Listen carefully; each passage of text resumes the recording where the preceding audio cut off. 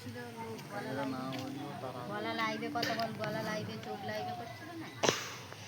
কাকে বলছিল? মনোজকে, সুন্দরা ছিল, লক্ষণ ছিল, সবাই ছিল।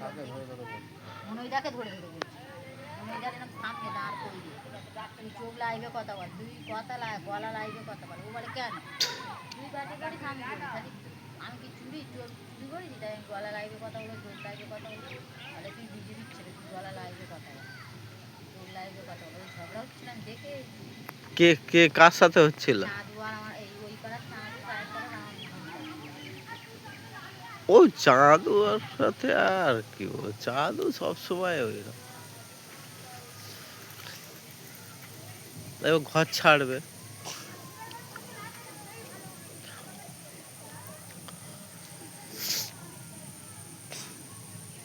আর দেখা যাক। হ্যাঁ, ওরা তো সিটে এসে গেছে মানে 5 বছর নেই নাকি?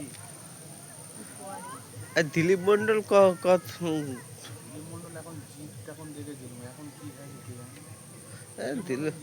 দিলীপ মন্ডলটা সিটটা পাবে। অনেক লোক বসে আছে দিলীপ মন্ডলের সিটের জন্য।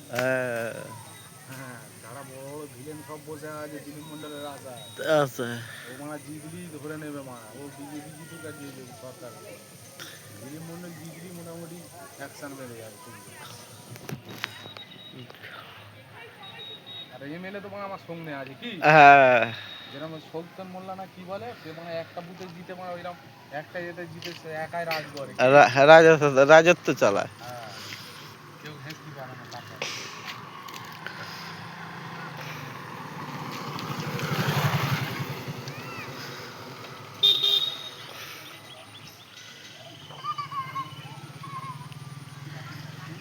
হে মাইনে ঢুকে গেছে রে।